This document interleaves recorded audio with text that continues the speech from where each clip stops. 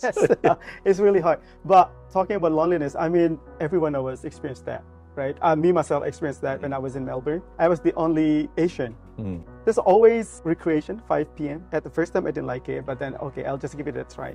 But to my surprise, that the brothers, they say hi to me. Looking out for you. Yes, even if it is simple, they are not perfect, but they are here because they are sent by God to be my brothers. I look at it, loneliness is very much a part of human nature.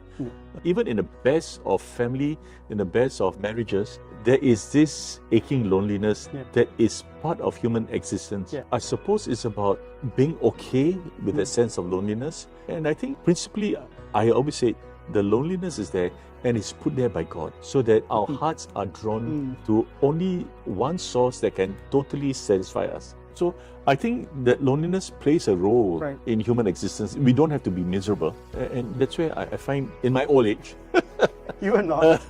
the Eucharist and some quiet time, it helps to center, helps to anchor so that our relationship with people has got a certain quality.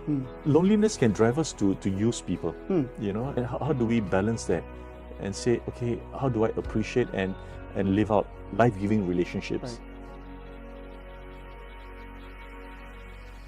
I think the only way we can cultivate a relationship with Christ is to know Christ. And St. Jerome said, the ignorance of Scripture is ignorance of Christ. So again, we go back to Scripture. That's where our Lectio Divina is so important, because through the words of Scripture, we hopefully encounter the person of Christ more and more.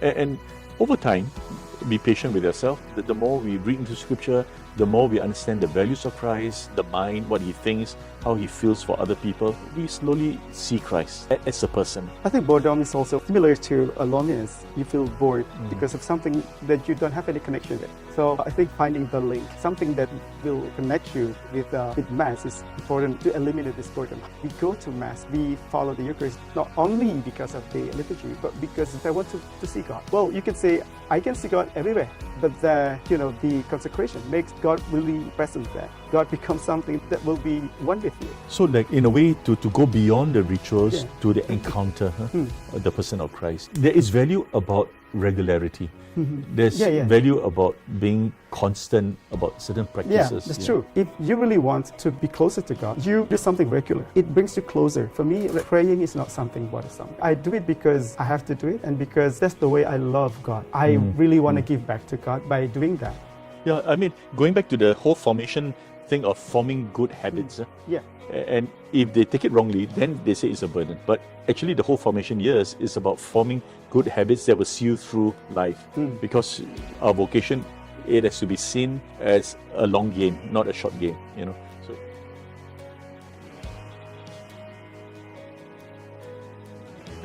because you want to get something.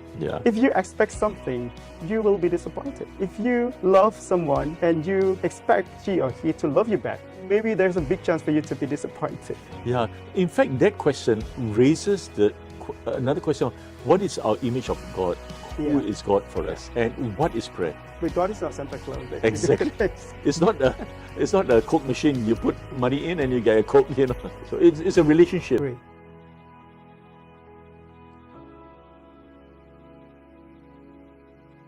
Well, come and have a chat with me. Well, it can. Well, you know, God calls us in various ways. Maybe the first step is an escape. That's why we have formation, because you will be purified. Your motivation will be purified. If it's not for you, then it's okay, right? Some join because they like the habit. Yeah. Simple reason. Yeah.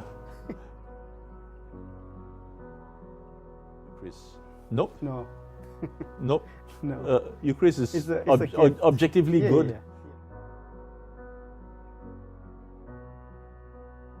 It's difficult, yeah. I mean, you must have faith first. Yeah. And for Protestant, I say go to Gospel of John chapter 6. It's everything. They say sola scriptura. Yeah. Oh, sola scriptura. That's what Jesus said. This is my body. Yeah. For non-Christians, I don't think we need to. No need. Yeah, we don't need to convince. Yeah, to convince them, because this is my faith. I live it. You know, the truth is, we are never abandoned by God.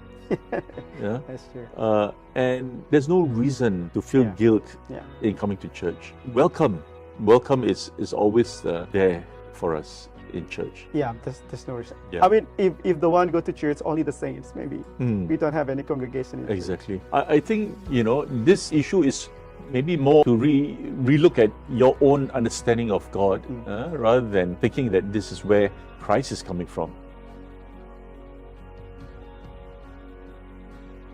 I think that the reverence is not in outward show. For me, it's the heart. You can wear the veil, you can be kneeling down and everything, but if the heart is not there, it's not there. The heart is the altar on which you receive Christ. You know?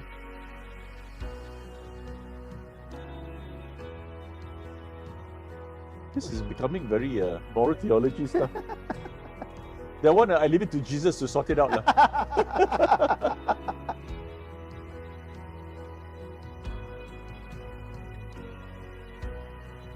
Do you remember written somewhere in the Bible with real wine and stuff, and the people getting drunk and stuff? Yes. Yeah, it's St. Paul condemning all the Christians. Come to St. Mary's, we give bigger hosts. and also good quality. It's a whole meal. Healthier. Less sugary Jesus. Yeah. Well, I think sometimes the kids might accept it more readily than us. Yeah, without any question. Yeah, without questioning. Just believe. Yeah. Okay lah, become a priest. Oh, but there are sometimes we share. Right? Yeah, during the retreats and stuff. Exactly. But St. Thomas Aquinas said the bread is 100% Christ and the wine is 100% Christ. Yeah. So it doesn't mean less by taking one or the other. Yeah. So sometimes people who are in hospital sick and cannot take solids, we give a drop of wine. Yeah. And that is also Christ. If you have the willingness, if you have the heart, you can always find a way to, you know, not necessarily like regularly, like on daily basis, but we also have this young adult Franciscan, and we also have a shelter for homeless in my province. So invited them to see them, not to give them money or whatever, to talk to them. They're lonely. They're abandoned by the family. Having you, strangers, coming to the house, talk to them is more than anything. Talking to other people is a service also. If you can find, you know, in your context here in Singapore, you have other people that they are not attended by the family. Yeah. In Singapore, more and more so, you see the flats here. Right. They give a fresh coat of paint, but you don't see the loneliness in the flats. You know, and more we begin to see people who die alone. So it's very sad. One of the biggest fear, I guess, for our society is being alone and abandoned. Yeah. I'm not sure in your context. Is it possible? It's true. It's very real. It's very real. What you have highlighted is, I suppose, for us to discern where our gifts are and how we can. And like you remind us, even in a simple way of speaking to someone, to visit someone, that's important. Feel more experience. The best part is community, and the worst part also community. That's true. It's a double-edged sword. That's true. And I think, you know, at the end of the day, fraternity is important. I still believe in it, and it challenges us individually to transcend and to be better human beings, to learn to live with another brother of a different culture, different upbringing, different social setting. Because left to our own, we pick and choose those people that we get along with. Yeah.